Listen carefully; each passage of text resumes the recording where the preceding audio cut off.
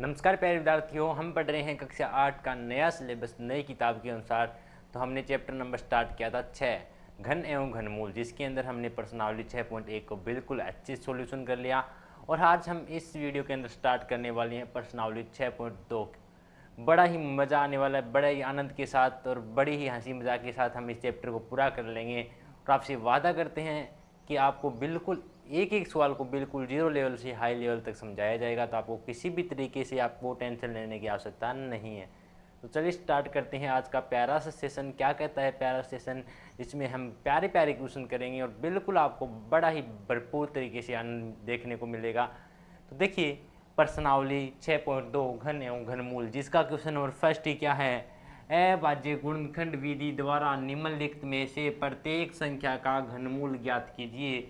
हमें लगभग 10 संख्या दी गई है, मैंने एक बार 5 ही लिखी है, ठीक है। इन संख्याओं को आपका अभाज्य गुणनखंड विधि द्वारा क्या ज्ञात करना है, घन एवं घनमूल ज्ञात करना है। तो प्यारे विद्यार्थियों, जैसे ही आपने इस क्वेश्चन को देखा तो आपको हंसी जरूर आई होगी, क्योंकि इससे हार्ड लेवल हम इससे पहले वाली प्रश्नावली यानी 6.1 में कर चुके हैं।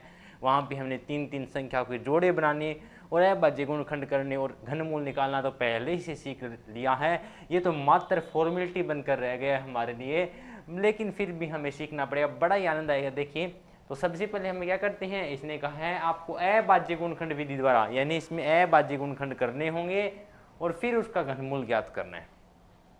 क्या करना है? घनमूल ज्ञात करना है। तो चलिए सबसे पहले फर्स्ट पार्ट करते हैं, 64। सबसे पहले आपको पता है इसका क्या करना है, आपको अभाज्य गुणनखंड। इसमें 2 का भाग दिया, 2 तिया 6, 2 दूनी 4, फिर 2 का भाग दिया, 2 एकम 2, 2 छिके 12, फिर 2 का भाग दिया, 2 अठा 16, और फिर 2 का भाग दिया, 2 चौके 8, और फिर 2 का भाग दिया, 2 दूनी 4, और फिर 2 का भाग दिया, कितना आ गया 1। ये तो आप पहले से जानते हैं, हमने बहुत ज़्यादा इनकी प्रैक्टिस कर ली है। अभाज्य गुणनखंड किस तरीके से किए जाते हैं। तो सबसे पहले आपको अभाज्य गुणनखंड करने, जैसे आपके अभाज्य गुणनखंड पूरे आपको किस तरीके से लिख लेना है, इस तरीके से लिख लेना है।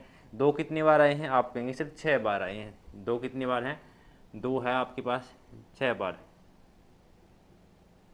और इसने क्या किया है, इसने कहा है आपको घनमूल ज्ञात करना है। और घनमूल ज्ञात करने के लिए हमें पता है किसका घनमूल ज्ञात करना है, इसका और इसका ज्ञात करना है।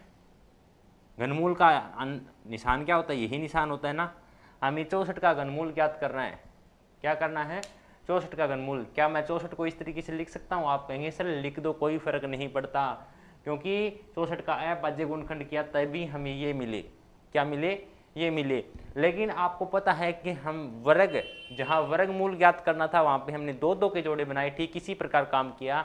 लेकिन हम घनमूल की बात आ रही है तो हम 3-3 संख्या के जोड़े बनाएंगे, यानी इस 3 का एक जोड़ा बनेगा और यहाँ से एक 2 बार निकलेगा, और इन 3 संख्याओं का एक जोड़ा बनेगा और यहाँ से 2 बार निकलेगा। एक बात मेरी हमेशा याद रखना कि आपको सबसे पहले 3-3 संख्याओं के जोड़े बनाने हैं, और अगर 3 संख्या को अगर पूरा जोड़ा बनता है यानी पूरा ग्रुप या समूह बनता है तो उसमें से एक संख्या वो बाहर निकलेगी। अगर आपके पास 2 संख्या तो अंडर रूट से बाहर नहीं निकलेगी, ये क्या है, ऊपर अंडर रूट है, ठीक है। इसी प्रकार यहाँ पे भी 3 है तो ये 2 बाहर निकलेगा। तो क्या आएगा, 2 को 2 से गुणा करो, आपने कहा 4, तो 64 का क्यूब रूट कितना आएगा, 2 दूनी 4।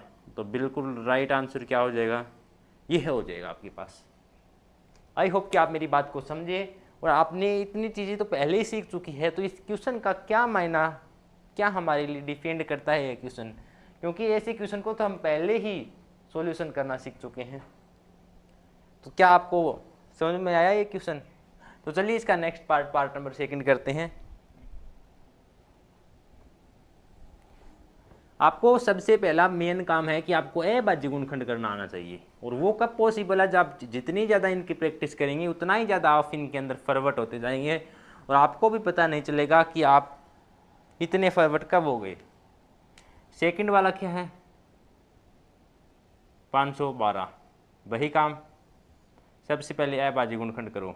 2 का भाग दिया, 2 दूनी 4, 1 बच गया, 2 पंजा 10, 2 छके 12, फिर 2 का भाग दिया, 2 एकम 2, 2 दूनी 4, 2 अठा 16, वापिस 2 का भाग दिया, 2 छके 12, 2 चौके 8, और वापिस 2 का भाग दिया, 2 तिये 6, 2 दूनी 4, वापस 2 का भाग दिया, 2 एकम 2, 2 छके 12, और वापस 2 का भाग दिया, 2 आठा 16, और वापस 2 का भाग दिया। 2 का भाग तब तक देते जाएंगे जब तक कि हमारा पूरा पूरा भाग जाएगा, और हमें लास्ट में कहाँ तक छोड़ना है, जब हमारा आंसर 1 आ जाए। तो 2 एकम 2, यानी हमने 512 का अभाज्य गुणनखंड किया। कितने बार 2 मिले, 1 2 3 4 5 6 7 8 9, यानी हमने 512 का क्या किया था, अभाज्य गुणनखंड किए। कितनी बार मिले थे, 9 बार मिले थे। तो हम लिख देंगे कि हमारे पास 2 है, वो कितनी बार है, आप कहेंगे सर 9 बार है। और हमें इसका क्या निकालना है, घन मूल निकालना है। तो क्यूब रूट चढ़ा दो ऊपर, कोई फर्क नहीं पड़ने वाला इसके साथ, क्यूब रूट निकालना है। और आपको पता है जब आपको क्यूब रूट निकालना हो तो 3 संख्याओं के जोड़े बनते हैं। तो देखिए एक जोड़ा यहाँ से बनेगा, और जोड़ा बनते ही वो संख्या 1 बाहर आ जाएगी। ठीक है, एक संख्या यहाँ बनेगा एक जोड़ा, और यहाँ से भी 2 बाहर आ जाएगा, और एक जोड़ा यहाँ बनेगा, और 1 2 यहाँ से बाहर आ जाएगा। ओके, अब देखिए हम क्या कर रहे थे, 512 का क्यूब रूट निकाल रहे थे। कितना आया, 2 दूनी 4, 4 दूनी 8, कितना आ गया 8, और यही हमारा क्या था, आंसर था। बिल्कुल आसान तरीका है, बिल्कुल आसान तरीके से आपको समझ में भी आ गया होगा। ठीक है, इसी तरीके से आपको करना है, क्या, इसी तरीके से क्वेश्चन को हल करना है। सबसे पहले आपको अभाज्य गुणनखंड करना है, फिर आपको इस तरीके से लिखना है, और फिर 3 संख्याओं के समूह बनानी है। और 3 संख्याओं के समूह बनाएंगे तो अगर 3 संख्या का पूरा पूरा समूह बन जाता है तो उनमें से एक संख्या बाहर निकलेगी। क्या निकलेगी, एक संख्या बाहर निकलेगी। ओके, आई होप कि आप मेरी बातों को समझ रहे होंगे और उनका अनुसरण भी कर रहे होंगे। देखिए वैसे अगर कहें तो मैथ बिल्कुल आसान है।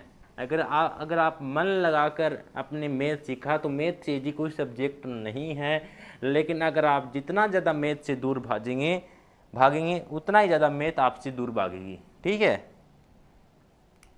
3 नंबर पार्ट क्या है, बस आपको कहीं प्रॉब्लम आ सकती है तो वो आपको अभाज्य गुणनखंड में आ सकती है, और कोई प्रॉब्लम नहीं है आपको।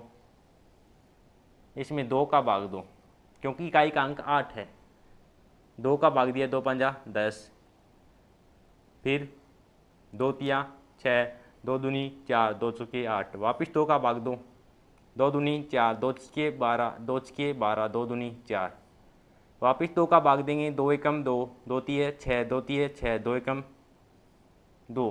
क्या 1331 में 2 का भाग जाएगा, आप कहेंगे नहीं जाएगा। तो 2 का भी नहीं जाएगा, फिर 3 का भी नहीं जाएगा, क्योंकि 3 और 1 4 और 3 7 और 8, 8 भी 3 से नहीं कट रहा है। क्या 4 से जाएगा, नहीं जाएगा। 5 से भी नहीं जाएगा, फिर 7 से जाएगा। 7 एकम 7, क्या 7 का जाएगा,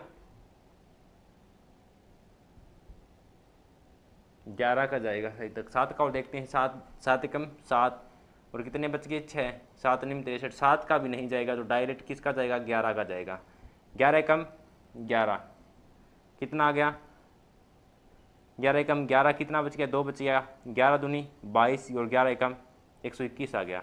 फिर वापस 11 का भाग दिया तो क्या आ गया, 11 एकम 11, और वापस 11 का भाग दिया, 11 एकम 11। ये आ गया आपके पास अभाज्य गुणनखंड। आपने क्या किया, 106 48 का अभाज्य गुणनखंड किया, यानी क्यूब रूट का निकाला, तो आपके पास कितना मिला, आप कहेंगे 2 गुणा 2,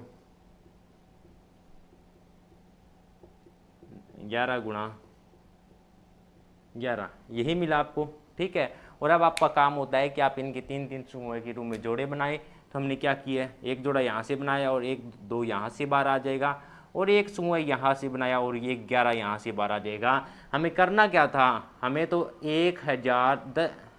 10,648 का क्यूब रूट निकालना था। क्या निकालना था, तो क्या आ जाएगा, इनको आपस में गुणा कर दो, 11 दूनी 22। क्या देख लेना, यही आंसर है। अगर कोई मिस्टेक हो तो बता देना। ठीक है, यही आंसर होगा। ठीक है, आई होप कि आप मेरी बातों को समझे होंगे। ठीक है, फिर इसी तरीके से 2700 को निकालेंगे, इसी तरीके से इस आगे वाले का निकालेंगे। तो चलिए निकालते हैं।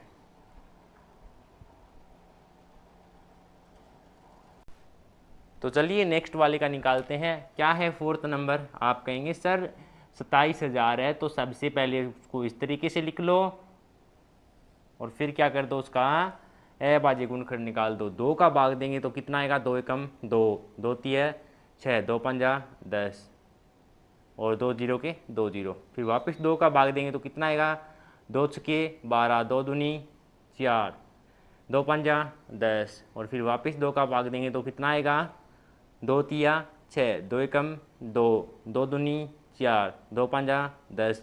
क्या अब 2 का भाग जाएगा? मेरी एक बात आपने गौर की हो तो देखिए, मैं फटाफट इसके अंदर 2 का भाग देते जा रहा हूँ। क्या मैं एक क्या मुझे शक्तिमान हूँ? तो मुझे पता चल रहा है कि इसमें 2 का भाग दे रहे हैं। आप कहेंगे सर आप तो रटे रटाए आए हैं और आप हमें फटाफट हमें समझा रहे हैं। नहीं, देखिए मैं जानता हूँ विभाजिता के नियम क्या होते हैं, मैं जानता हूँ विभाजिता के नियम को अच्छी तरीके से। जब तक लास्ट में 0 0 रहा मैंने फटाफट 2 का भाग दिया और यहाँ पे आके विषम संख्या आ गई 5। और 2 के विभाजिता का नियम कहता है जब तक आपका इकाई का अंक 0 2 4 6 8 होगा तब तक 2 का पूरा पूरा भाग जाएगा। मुझे लास्ट में 0 0 मिला, मैंने तब तक 2 का भाग आंख मिच कर देता रहा और मेरा आंसर आता रहा। लेकिन इस बार 5 आ गया तो 5 का नियम क्या कहता है, 3 का नियम क्या कहता है, अगर आपके पास अंकों का योग यानी 3 और 1 4 और 2 6 और 5 11, अगर 11 में आपका 3 का पूरा पूरा भाग चला जाता है तो ये पूरी संख्या भी आपको 3 से विभाजित होगी। लेकिन 11 में 3 का भाग नहीं जाता, मतलब ये 3 से भी विभाज्य नहीं होगी। तो 5 का विभाज्य का नियम क्या कहता है, आपका इकाई का अंक या तो 5 होना चाहिए या फिर 0 हो तो 5 से पूर्ण विभाजित होगी। तो इसमें किसका भाग जाएगा, 5 का। तो इसलिए आपको विभाजिता के नियम आने इंपॉर्टेंट है, जरूरी है। 5 का भाग दिया 5 का 30, ठीक है, 5 दूनी 10, 5 पंजा 50। ऐसी बात नहीं है कि मैं फटाफट कर रहा हूँ तो मैं अलग से सीख के, नहीं, मैं भी आप जैसा ही हूँ, कोई फ़र्क नहीं है हम में और आप में। फ़र्क है तो इस बात का कि मैंने ज़्यादा प्रैक्टिस की और आपने अभी सीखना स्टार्ट किया, ठीक है। 5 पंजा 25 और फिर वापस 5 का भाग दिया, 5 दूनी 10, 5 एकम 5 पंजा 25 और वापस 5 का भाग दिया, 5 पंजा 25 और वापस 5 का भाग दिया, 5 एकम 5 का यही आ रहा है। देखो 5 का भाग दिया 5 के 30, ठीक है। और चलो ठीक है, 125 पंजे 625, 25 पंजे 125, ठीक है।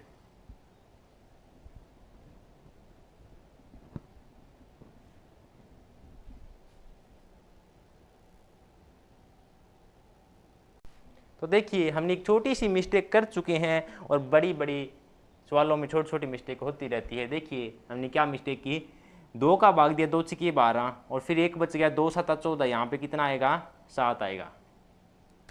कितना आएगा, यहाँ पे आएगा 7, 2 7 14, कितना बच गया 1, 67 50। वापस 2 का भाग दिया, कितना है, 2 तिया 6 और यहाँ भी क्या आएगा, 2 तिया, कितना आएगा, 2 तिया 6 और 1 बच गया, कितना आएगा, 2 7 14 और 1 बच गया, 2 5 10, ठीक है, ये आएगा। फिर आगे हम इसमें 5 का भाग देते हैं। देखिए थोड़ा सा इसको साफ कर,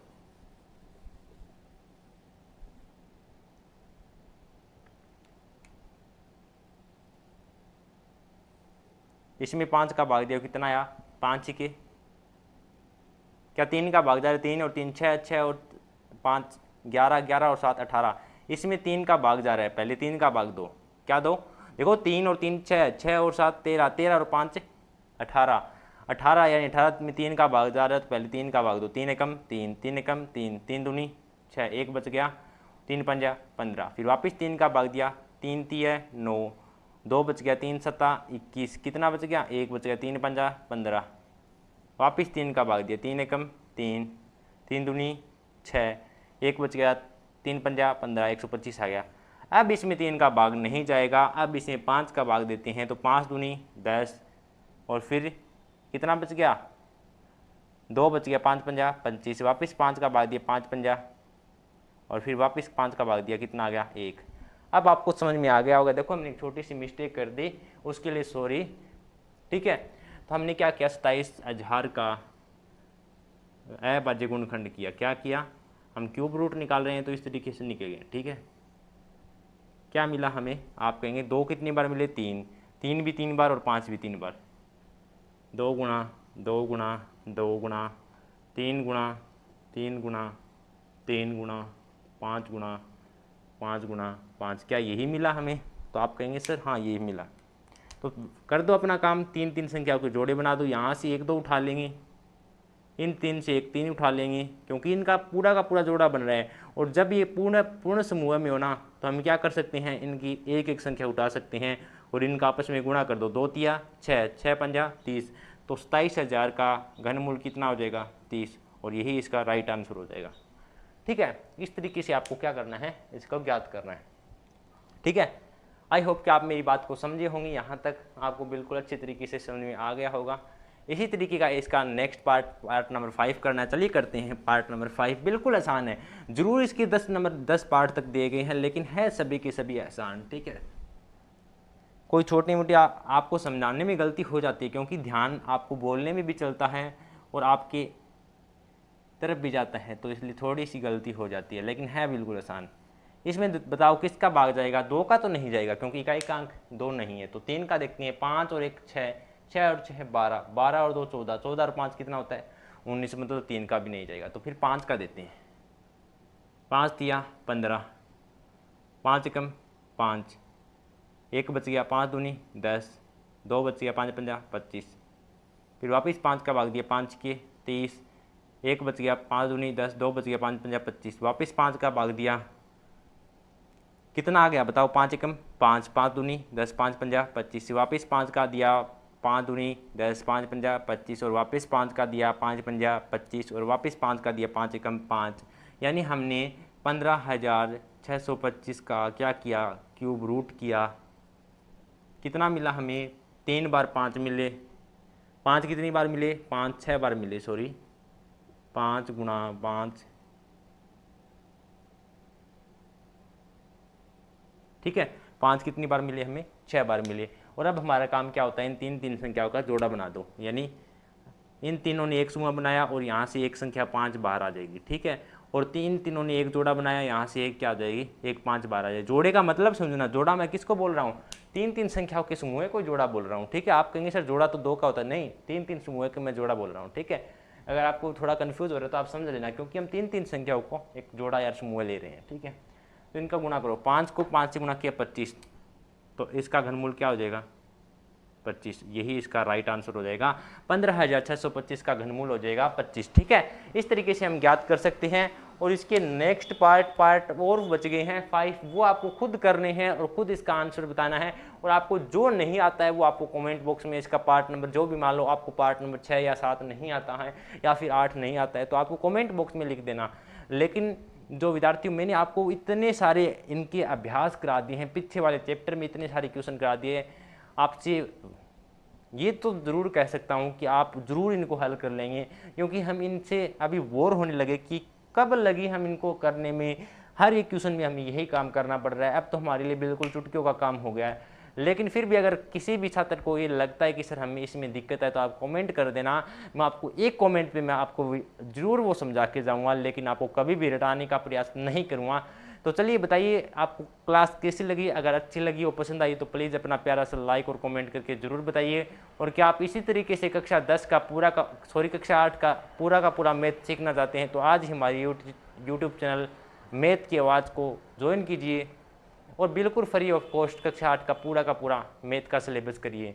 तो हम मिलते हैं कल के नेक्स्ट वीडियो में, तब हम प्रश्नावली 6 को कंप्लीट सॉल्यूशन कर देंगे। तब तक के लिए जय हिंद, जय भारत।